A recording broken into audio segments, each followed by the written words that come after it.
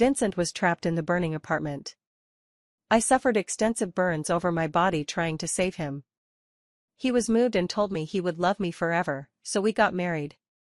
In the 3rd year of our marriage, I died from a severe infection. Before I drew my last breath, I looked at Vincent one final time and found that he had clearly let out a sigh of relief. A slender, graceful hand rested on his shoulder. "Vincent, you've put up with so much for her for 3 years, married a woman who's neither fully human nor spirit, you've done more than enough. Don't be sad anymore." Vincent clasped the hand and sighed. "Ah, perhaps this is her fate. These past 3 years, you've worked hard." When I opened my eyes again, I was back to 2 days before the fire. This time, I chose to respect his fate and let him be with his first love. Inside the KTV private room, Vincent's friend was belting out, "I'd rather die than not love." Everyone around was giggling and laughing nonstop. The air conditioning in the room was so strong that I couldn't help but shiver. I lowered my head and inspected my smooth, unmarked hands, not a single finger missing, no ugly scars. Then I hastily took out my phone and turned on the screen, May 18, 2022, 2 days before the fire. I reached up and touched my face. Good. I hadn't turned into someone I couldn't even stand to look at. Vincent, who had been busy taking care of his ex-girlfriend Sophia beside him, finally noticed me. He frowned at me and leaned close to my ear, warning, "What's wrong with you? We're out having fun, why are you crying? It isn't because of Sophia, is it? I told you in advance." Sophia twisted her wrist helping me carry something, so I was the one bringing her water and fruit. "Don't give her that look. Sophia is a sensitive girl. If you act like that, she'll feel too embarrassed to accept my help today." I looked up at Vincent, handsome with a boyish charm. No wonder I fell for him back then. The man before me now showed none of the weariness I'd expected after marriage, his eyes held only burning passion.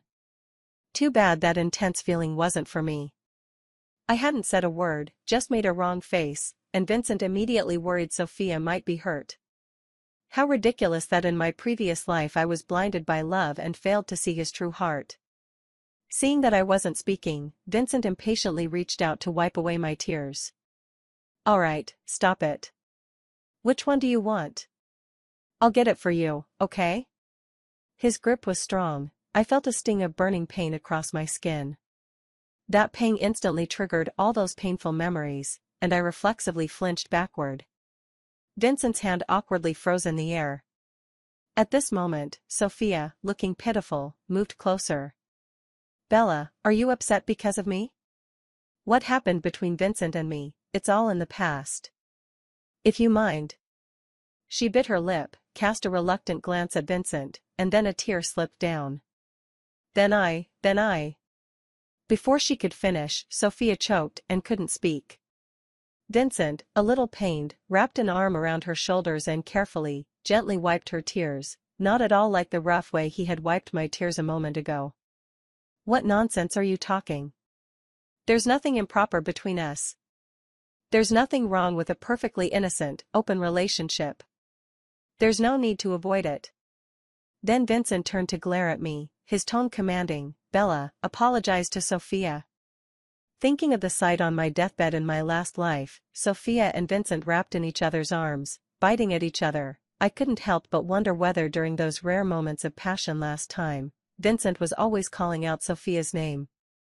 Had he been treating me as Sophia's stand-in? At the thought, I felt a wave of nausea. My dry heave made Vincent's face go dark in an instant. "Bella, what do you mean?" Sophia's face grew even uglier. She reached out and nudged Vincent, looping his arm around hers, but the movement was light. Vincent tightened his hold instead. Her cheeks flushed, and her eyes hid an unmistakable smugness. "Bella, don't be like that. Vincent Gidge and I really have nothing going on." Sophia, Vincent and I were all in the same grade, though she started school a year earlier, so she was a year younger than us. But there were classmates 2 or 3 years younger than us too, and you never saw them going around calling people brother or sister. I swallowed the nausea rising in my throat and said coldly, "Stop inventing family ties. As for whatever you two have going on, you know the truth in your own hearts, no need to put on a show for me. Hearing me, Sophia's eyes immediately filled with tears. She reached out and nudged Vincent again. Stay away from me, she said.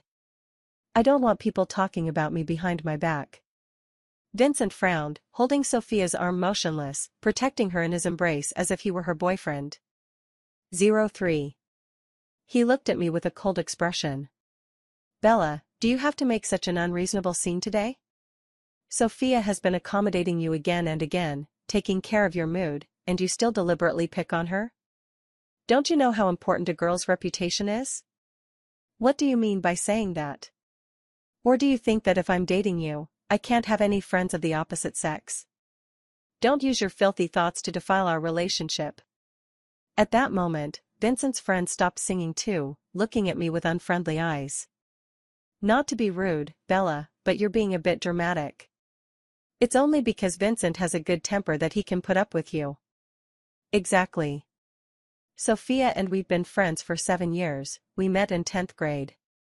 Just because you and Vincent are dating doesn't mean Sophia is forbidden from hanging out with us, right? You knew about their past before you started dating Vincent.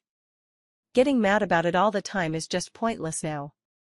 Vincent's friends had always been very displeased with me. I only found out because I overheard them complaining about me to Vincent by chance.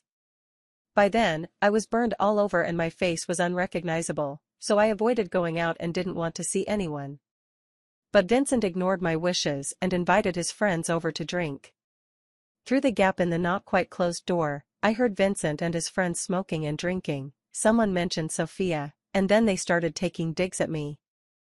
Vincent, I really feel sorry for you. You're so wonderful, and you ended up marrying someone who could frighten ghosts. You and Sophia are such a perfect match, when even your surnames go together like that. Honestly, I think Sophia divorced for you. She often asks around about how you're doing. I can tell she still loves you. You're not really going to spend your life with Bella, are you? That face, waking up to it in the morning would be a nightmare. By then it had been 3 years since I was burned. After countless painful reconstructions, my face was still unbearable to look at. I felt with my left hand, missing 3 fingers, the rough, chafing skin of my face and waited quietly for Vincent's answer. Vincent was silent for a long time. The living room was unusually quiet, I could even hear the sound of him flicking ash from his cigarette. Finally he sighed, after all, she saved my life. Vincent's friend immediately retorted, then you don't need to spend the rest of your life repaying her, do you? Just pay for skin grafts and cosmetic surgery for her. There's no need to give up your whole life. Every time I see the way Sophia looks at you, I feel you're in the wrong. It's such a pity for Sophia, you'll never meet a woman who loves you like that again. You didn't start dating Bella in the first place because she looked like Sophia? Hearing that, my breath hitched and my heart seized with pain. Was I a substitute for Sophia? Her face is burned like this now, there's not a trace of Sophia left. If you want to say they're alike, it's only in the name. I really didn't expect that after Sophia found a boyfriend, Vincent would turn around and bring home a Sophia 2.0, it gave me a fright. That's an insult to Sophia. She doesn't deserve the title 2.0, she isn't even comparable to Sophia's toenails.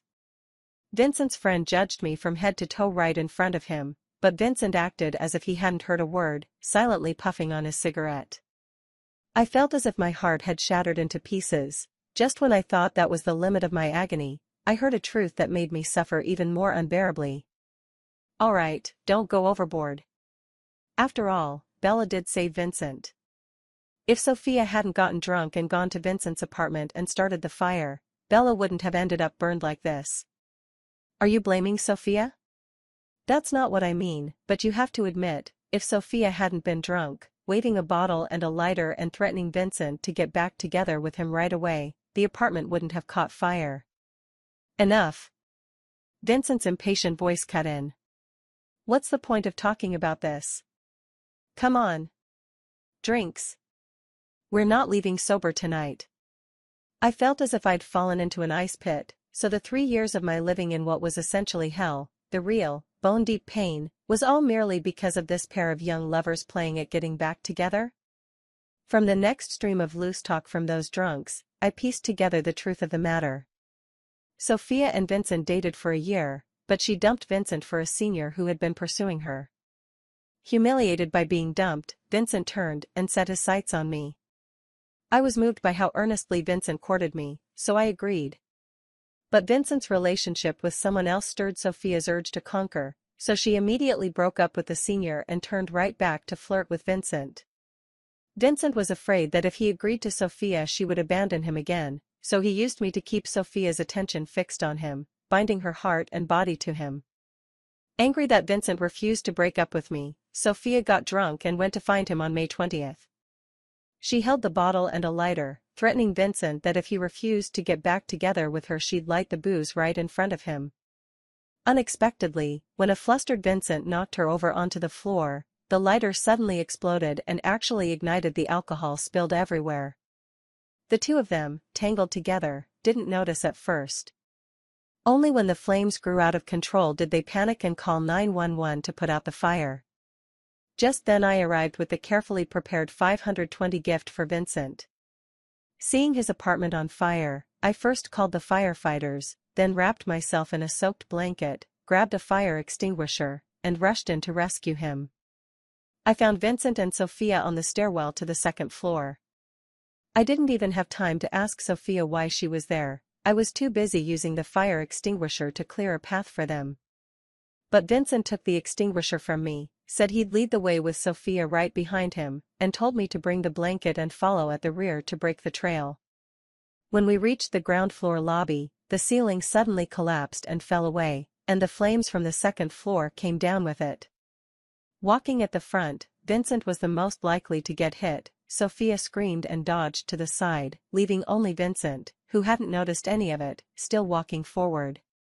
So I, disregarding my own safety, rushed up and pushed him away, and I was the one who got struck. When I woke, I was already in the hospital. Vincent sat by my bedside with tear-red eyes, earnestly telling me he loved me and would take care of the rest of my life. After I was discharged, we got married, only the registration, no wedding, because I didn't want to see anyone. Vincent agreed without hesitation. For 3 years after the marriage, I did not set foot outside the house except to go to the hospital for treatment. Vincent's patience with me at first gradually gave way. Later he began using social engagements and business trips as excuses to stay out all night. That fire not only left me with severe burns all over my body, it also cost me my right hand, and the only remaining hand was reduced to 2 fingers. Without someone else's help, I found it very hard to do things that seem simple to others, like bathing myself or cooking. Vincent had originally hired a helper to take care of me, but when Sophia visited our home and was frightened by my appearance, Vincent used it as an excuse to dismiss her. At the time he said the auntie had been rude to Sophia and he was afraid that she would be two-faced, kind in front of him but negligent in caring for me behind his back, so he dismissed her. He said he would find a more suitable caregiver for me, but until I died, I never saw him arrange anyone to look after me. Looking back now, it must have been because my appearance frightened Sophia, so he deliberately fired the auntie to get revenge on me. If someone had been caring for me, perhaps I wouldn't have died from a severe infection. I hadn't seen Vincent in the 6 months before I died. It wasn't until I mustered enough breath to call 911 that, after the hospital notified him, he came to see me one last time. Looking at me, barely alive on the hospital bed, Vincent visibly exhaled, "You saved me, I married you, we're even now. Bella, your life hasn't been good in this lifetime. I hope you have a better fate in the next."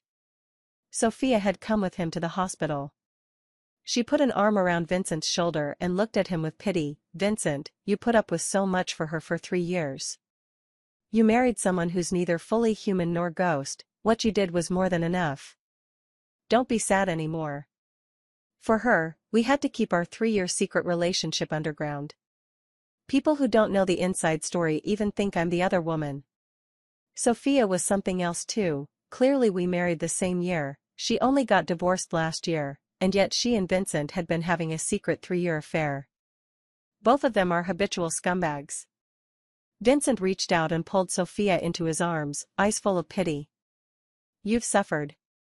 From now on I'll make it up to you properly. I wasn't even dead yet, and the two of them were already snuggling and making out at the foot of my bed.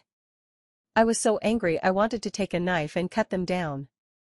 My luck in this life is terrible. The worst thing is that I met those two bitches. In the end, I felt like they had literally angered me to death. Thinking this, the hatred in my eyes grew stronger. I stood up abruptly, picked up the nearby wine glass and splashed it into Vincent's face. Vincent, are you dead? Your friends are important, so your girlfriend can be casually accused and insulted, right? Whoever ends up as your girlfriend must be cursed for 8 generations. We're breaking up. Return the 500,000 yuan you borrowed from me right now. Last month Vincent said he was starting a business and borrowed the 500,000 yuan I had saved from writing novels since high school. He once promised that if the startup succeeded he would give me some shares. But in my last life the version of him who actually did succeed never mentioned that promise. Even my later medical and living expenses came from the residual income of my novels, and that money wasn't enough to hire a caregiver. Hearing me bring up money, Vincent, who had been nonchalant about the breakup until then, immediately went pale. Bella, my patience has limits. Sophia snapped. Bella, don't you know using money to manipulate a man is the stupidest thing? Vincent is your boyfriend, and you didn't give him any face in front of all these people. You're going too far. Vincent's friends joined in accusing me. Bella, are you serious? Vincent treats you so well, and you publicly humiliate him? Exactly, I'm starting to wonder if you really love Vincent. I cut them off flatly. Treat me well? Give me one example. An eerie silence fell over the private room. I sneered. Can't come up with an answer? Don't you feel guilty when you say he loved me? Since you all protect Vincent so much, I suppose you'd be happy to pay me the 500,000 yuan for him, right? When I mentioned the money, everyone went even quieter. Only Sophia's eyes burned with hatred toward me. Couples don't go around talking about money all the time, Bella. Vincent asked to borrow the money and you willingly gave it. It's all been invested in the company now, and you coming to ask for it back, aren't you just trying to make trouble? Vincent sighed. I know we've wronged you today. Can I apologize to you on everyone's behalf? They were just upset and said the wrong things. Vincent stood up and took my hand, guiding me back onto the sofa. Don't you like pistachios? Sit properly and I'll shell them for you, okay? I didn't resist. Obediently I sat down, eating the pistachios Vincent fed me, and shot a smug glance at Sophia. Suddenly I wondered, if I broke up with Vincent now, would the fire still happen the day after tomorrow? I needed that fire to happen on schedule. I had to make Vincent taste the suffering I endured in my past life too. So now not only can I not break up with Vincent, I also have to provoke Sophia into going to the apartment to find Vincent again. Sophia's face immediately darkened. She stood up, wiped her tears, and ran off. Vincent instantly stood up wanting to chase her. I cleared my throat and looked at him coldly. Where do you think you're going? Vincent stared anxiously at the door but didn't dare take another step forward. Sophia is sensitive. I'm afraid something might happen to her. I shrugged indifferently. Fine, go chase her then, but pay me back before you step out this door. After we split clean, you can chase whoever you want. Money, money, money, money, money. Vincent exploded. Is that all you see? How did I never realize you were such a mercenary woman? Vincent looked at me with disappointment. You've changed. You weren't like this before, you weren't so materialistic. Now all you ever talk about is money. I refused to accept Vincent's PUA. Haven't you changed? The man who used to prattle on about starting his own business now wants to live off a woman? When you were chasing me you said you'd love only me and keep your distance from other women. And where is the proof? I've never seen a boyfriend abandon his girlfriend to take care of the women he calls his sisters. At first when I mocked Vincent for mooching off women his face went dark enough to scare, but when I finally brought up again how he took care of Sophia, his anger was instantly replaced by smugness. He thought I was being unreasonable out of jealousy. Vincent looked at me helplessly. Bella, how many times do I have to explain it to you? What Sophia and I have is brother-sister affection. Please stop being jealous for no reason, okay? I can't break up with Vincent yet, so I took the ladder down and mumbled, fine, I'll believe you one more time. The smugness in Vincent's eyes grew. I'll walk you back to school first. We were now seniors, with only a month left before graduation. I had planned to take this $500,000 and decide where to buy a house after I started work, depending on the job location, so for now I was still living in the dorm. After we left the private room, through the slightly ajar door I heard the once dead silent room start to attack me again. TSK, you were just being so righteous back there, and now look, one word from Vincent and she obediently shut up?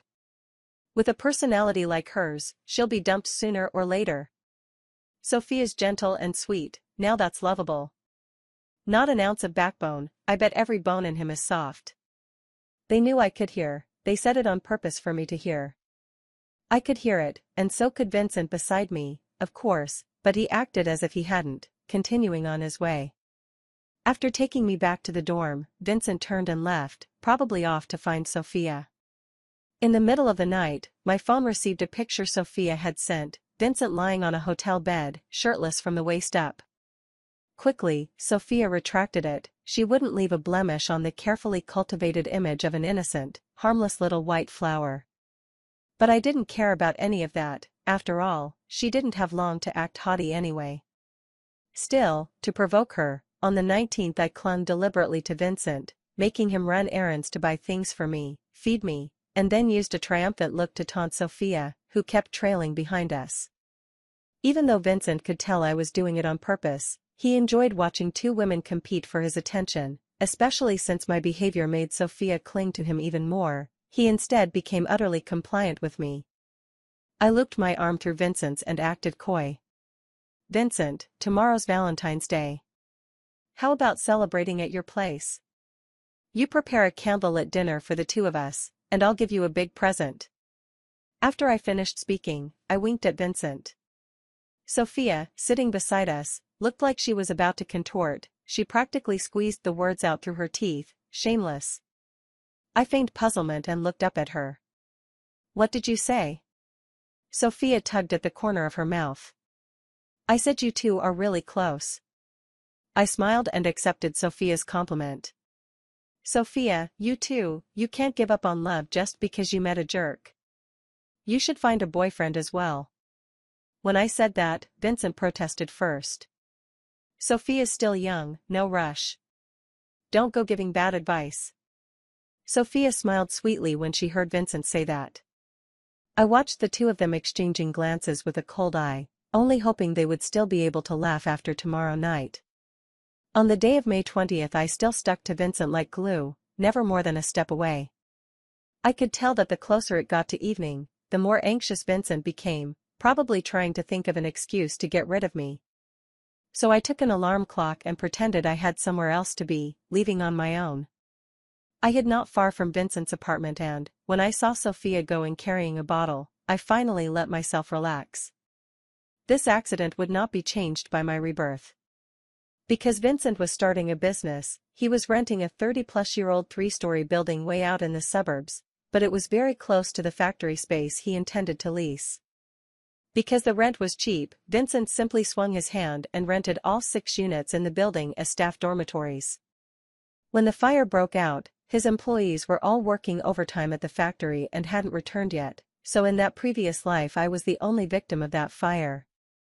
Not until Vincent's room caught fire did I see anyone else enter the apartment, and I finally let out a sigh of relief.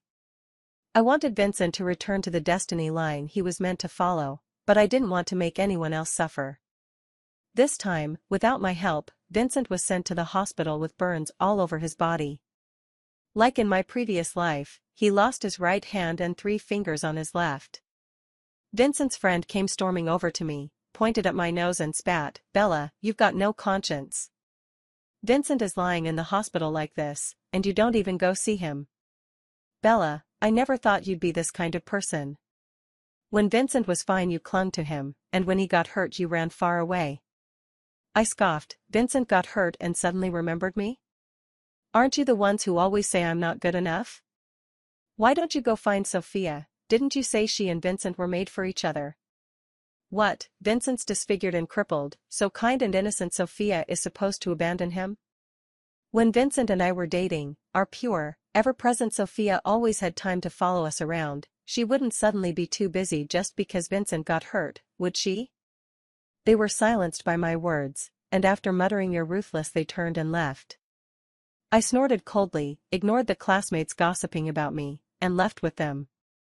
These opportunistic little people trying to morally blackmail me, a bunch of sycophants who step on others to prop themselves up.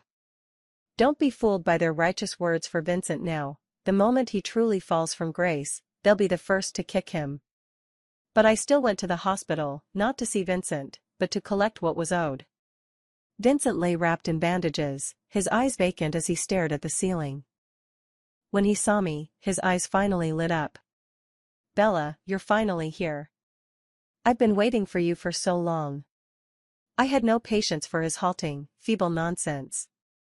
The familiar acrid smell of medicine made phantom pains ripple through my body. I was irritable and cut him off bluntly. "Waiting for me? Waiting for what? Shouldn't you be expecting Sophia to take care of you? After all, you spent your Valentine's night with Sophia." Vincent's pupils trembled. "You saw? Sophia came to get back together with me, but I didn't agree." Holding her and nibbling each other on the windowsill doesn't count as agreeing? I wouldn't even dare to hear you say that. I was getting more and more irritable. "All right, enough of this nonsense. Give me back my 500,000, and we'll call it quits. Do whatever you want." Vincent looked wounded, his face full of pain. "They told me before that you only liked the rich, that you could only share wealth but not hardship." I didn't believe it. I didn't expect that the moment I got hurt you'd be so eager to break up. "Stop." I glared at him coldly. "Don't use that moral blackmail on me. I won't fall for it. Return the money." Vincent let out a painful wail, then his expression changed. He glanced at himself in surprise, then looked at me in shock. "Bella, what happened to the scars on you? Your hand, it's healed? Why am I the one lying in the hospital bed?" Vincent had been reborn too. I laughed. I felt the phantom pain in my body begin to ease. "Why wasn't it you? You betrayed me and met Sophia in the apartment. This is your fate." Vincent couldn't believe it. "But, didn't you push me away?" Then his eyes widened. "You were reborn too?" I tugged the corners of my mouth. "Have you been burned in the head? What nonsense are you talking? Reborn this, reborn that, don't try to play dumb and avoid paying back your debt." Vincent still didn't know that the worst part wasn't the pain when he first woke up in the hospital, but the repeated, irrecoverable disappointments after each treatment, the way others looked at him with strange eyes, and the powerlessness of no longer being able to handle even the simplest tasks in life. He was meant to savor all those hopes one by one. Vincent still couldn't believe I'd be so heartless. "I'm still in the hospital and you want to ask me for money? In my past life, after you were burned, I was the one who married you." I frowned. "Have you gone insane? What past life? If you don't pay me back, I'll call all your friends and family and make them chip in. I already paid it for my son." Vincent's parents, who had just arrived, glared at me with disgust when they heard my words. "How much?" "I'll pay. I've said it all along, women like her are rotten at the root. You didn't believe me and insisted on dating her." I couldn't have cared less about what Vincent's parents thought of me.